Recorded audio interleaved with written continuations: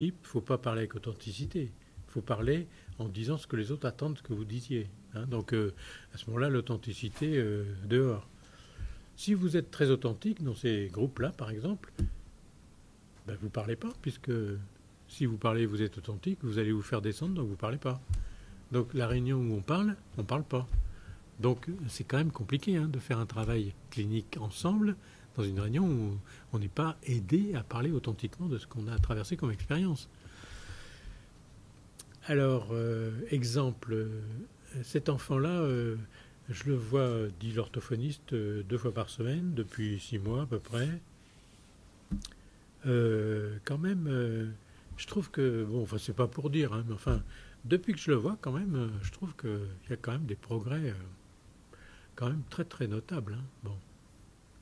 Vous savez que dans les réunions habituelles, on peut parler de ce qui va bien parce que c'est grâce à nous, mais on ne peut pas parler de ce qui ne va pas parce que c'est à cause des autres. Hein. Bon, donc, c'est compliqué là d'être authentique. Donc, je le prends 2 fois par semaine depuis 6 mois et ça va quand même beaucoup mieux. Hein. Bon, euh, sous-entendu grâce à moi, vous voyez bien ce que je veux dire. Hein. Bon, vous n'êtes pas obligé de le dire d'ailleurs, puisque les gens comprennent très bien que c'est grâce à vous. Hein. Bon. Et puis la psychomote qui est à côté dans la même réunion, on dit ben moi, tu as de la chance parce que moi, je le prends aussi 2 fois par semaine, le même, depuis bon un peu plus longtemps que toi.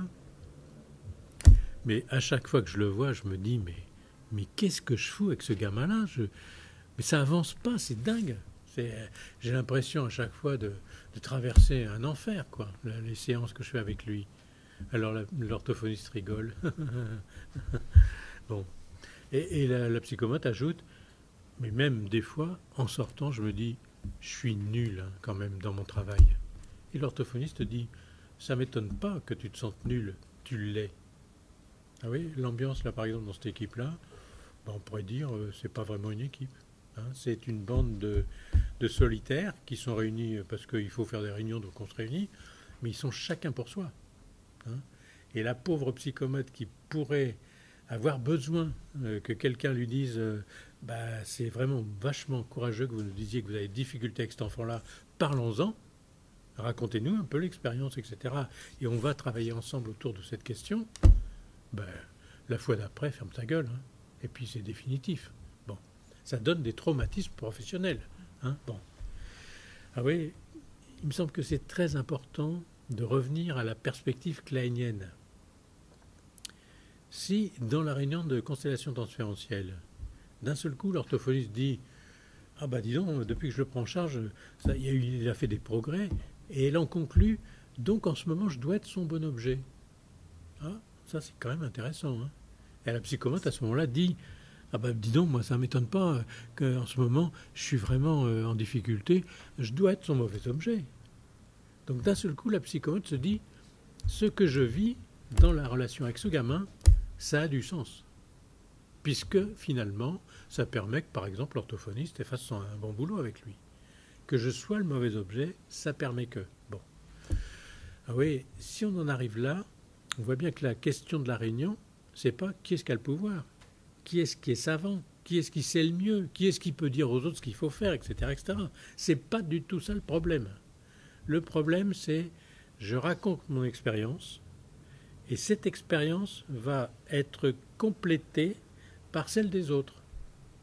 Et donc là, on rentre dans une autre logique, qui est une logique, à mon avis, fondamentale pour notre travail.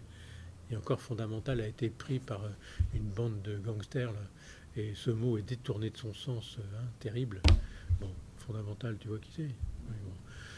Donc c'est fondamental pour notre travail, c'est une logique de complémentarité. Alors, notre ami Devreux, c'est bien ça, a écrit des pages quand même très intéressantes sur cette complémentarité. Hein, je pense que cette logique de la complémentarité, c'est vraiment le niveau épistémologique dans lequel on doit se situer si on veut continuer à faire ce travail de la psychopathologie transférentielle. C'est-à-dire, il ne s'agit pas de dire les comportementalistes sont nuls et nous, on a la vérité, ou le contraire, ou les neurosciences ont raison et tout le reste, c'est de la merde. Non, complémentarité. Hein, c'est-à-dire, il y a du bon à prendre dans tous les trucs. Hein, et à condition qu'on veuille bien échanger, en parler et complémentariser ces différents continents de savoir, alors là, il y a quelque chose vraiment à faire. Hein. Alors, il y a un type que vous connaissez de nom, qui a une grande importance dans la psychothérapie relationnelle, qui s'appelle Racamier, hein, qui a ensemencé pendant longtemps le 13e, etc., qui avait un service à Besançon, à la Velotte. Bon. Ce Racamier a été faire un voyage dans les années 60 aux États-Unis et a visité les grandes cliniques psychanalytiques, hein, Chestnut Lodge, etc., Menninger Clinic. Il en a visité un certain nombre, à Topeka et tous ces trucs-là. Et il est revenu en publiant un bouquin, avec d'ailleurs Lebovici, Diatkin et compagnie, un bouquin qui s'appelle Le psychanalyste sans divan. C'est vraiment intéressant à lire parce que c'est une introduction à la psychothérapie relationnelle. Et dans ce bouquin, il raconte une expérience qui a beaucoup d'importance pour le sujet dont on parle, la constellation transférentielle, l'expérience qui s'appelle l'expérience de Stanton et Schwartz. Je ne sais pas si vous avez déjà entendu parler de ça. Si vous n'avez pas entendu parler, je vous en raconte. Je ne l'ai pas entendu trop de fois, j'espère.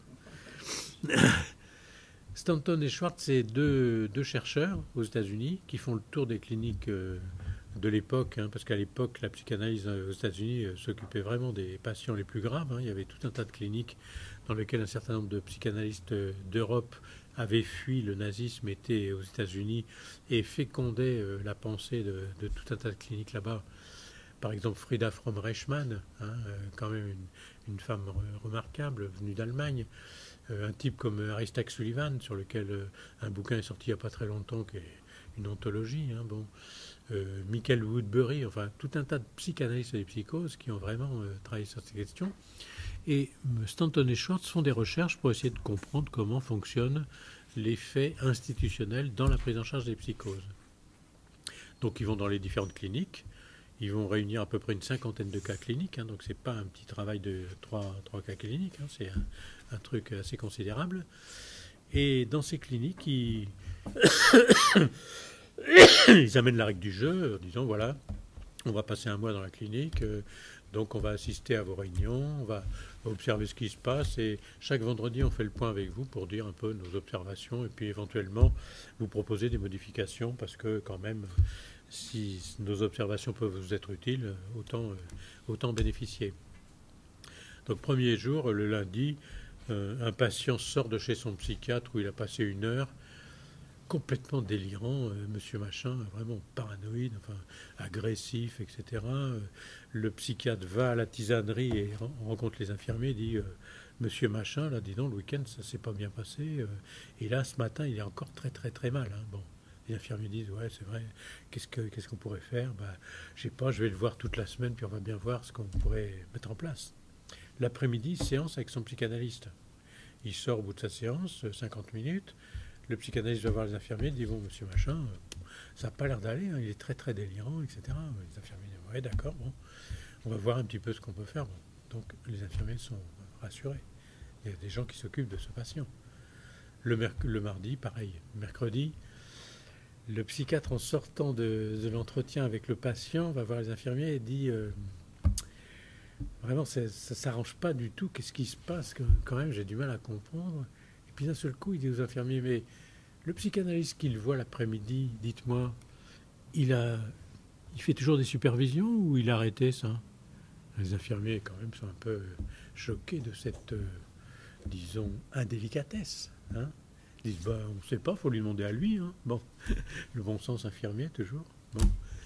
Le psychanalyste sort de sa séance l'après-midi, va voir les infirmiers en disant, dites-moi, le psychiatre qu'il voit le matin, là, il a fait ses études de psychiatrie où déjà?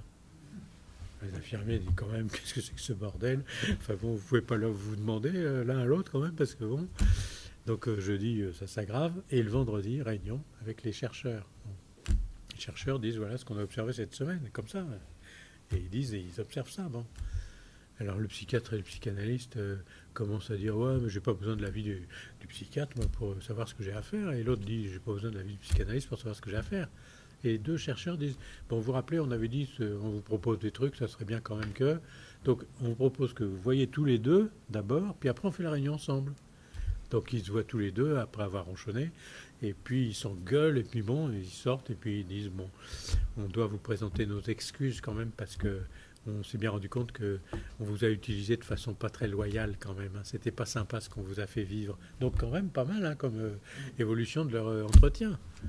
Mais ce qui est le plus surprenant, c'est que le samedi matin, dans le cahier de consignes, Monsieur Machin a bien dormi pour la première fois depuis plusieurs mois et a accepté de se rendre à ses activités thérapeutiques sans rechigner du tout, alors que ça faisait plusieurs mois qu'il n'y allait pas, etc. Le week-end, bon, et ça suit. Bon, donc je vous le fais en résumé. Et si vous voulez, quand Rakami ramène ça, il dit quand même, il y a un effet groupal, vous voyez, de rassemblement des différents points de vue, y compris quand c'est conflictuel, à la condition qu'on ne cherche pas à avoir raison. Il n'y a pas un cas raison, hein, c'est pas ça le problème. C'est, on a entendu les différents morceaux projetés par le patient dans les différentes personnes qu'il rencontre. Et plutôt que d'en faire un objet de litige entre nous, ce qu'on appelle le clivage des équipes, hein, vous connaissez, j'imagine, si vous travaillez dans des équipes, eh bien, on va en faire un objet culturel qu'on va travailler entre nous. Et quand on le fait, ça a des effets sur la fonction contenante du patient lui-même. Hein. Donc je redis, ce n'est pas à propos d'un cas, parce qu'un cas, on pourrait toujours dire je sais pas quoi. C'est à propos de beaucoup de cas. Hein. Bon. Et donc Rakami ramène ça, il dit quand même, on pourrait dire effet Stanton et Schwartz. Hein. Et Oury va souvent dans ses topos généraliser en disant l'effet Stanton et Schwartz rapporté par Rakami est tout à fait fondamental en psychothérapie émotionnelle. Ça montre que si on arrive à instaurer un certain climat dans une réunion de travail entre les professionnels, on peut traiter le clivage de façon institutionnelle. Hein. Il ne s'agit pas de dire on guérit la schizophrénie. C'est pas ça le problème. Hein. C'est on traite le clivage. Et à ce moment-là, les participants de la réunion de constellation transfert éprouvent quelque chose qui est trop rarement éprouvé dans les temps modernes de la psychiatrie, le plaisir de penser ensemble, quelle que soit la position dans laquelle le patient vous a mis, y compris quand il vous a mis dans la position la pire, c'est-à-dire je viens chez toi, tu as une sale gueule, je vais faire rater tout ce que tu fais avec moi et tu es un sale con. Hein, et donc le professionnel est dans un drôle d'état. Eh bien le fait de pouvoir le travailler à cette aune-là, ça remet en lui quelque chose qui est « Ah ben d'accord, si je souffre, c'est quand même pour un truc intéressant pour ce patient-là. Hein » Alors voilà, donc, troisième chapitre, on pourrait dire constellation transférentielle et périnatalité. Hein, c'est-à-dire, bon, la périnatalité, vous accueillez des mamans et des bébés, des mamans, des papas et des bébés. Y a un problème qui se pose de façon quand même, à mon avis, très aiguë, mais qui est totalement dénié par la société contemporaine, amplifié par les associations de parents et démagogiquement amplifié par les politiques, c'est les parents sont normaux. Ne pas nous emmerder avec l'idée que les parents pourraient être pathologiques. Hein. Les parents sont tous normaux. Bon. On sait bien, les psychanalystes ont dit c'est la faute des mères si leur enfant est autiste. Hein, quand même, vous vous rendez compte, hein, ce qu'ils ont dit, c'est vraiment des connards, hein, vraiment. Donc tout ce qui est psychanalytique, dehors. Hein, bon. Les parents sont normaux. Alors c'est comme pour la psychose de l'enfant. Moi j'en ai vu quelques parents normaux, entre guillemets, bien sûr. Mais enfin, en périnate, hein, j'en ai vu tout un tas qui étaient quand même avec des problèmes pathologiques quelquefois, mais incommensurables. Une maman schizophrène, un père paranoïaque, etc. Les carences dont je parlais tout à l'heure. Enfin bon, il y a tout un tas de situations dans lesquelles on peut dire les parents sont en très grande difficulté psychopathologique. Sans parler en plus des maladies physiques qu'ils ont quelquefois en plus. Hein. Bon, donc, il y a toute cette question de comment on fait pour soutenir la parentalisation de ses parents quand ils sont hyper pathologiques. Hein. Alors en plus, ça c'est avant la naissance, et puis il y a le moment de la naissance, qui fait que d'un seul coup, des choses qui n'étaient peut-être pas vues par tout le monde auparavant, peuvent d'un seul coup exploser de façon... tu avais fait un excellent truc sur Rosemary's Baby. Bon, ben voilà, typiquement un exemple hein, d'un truc qui décompense en cours de grossesse et puis après la naissance. Hein, bon.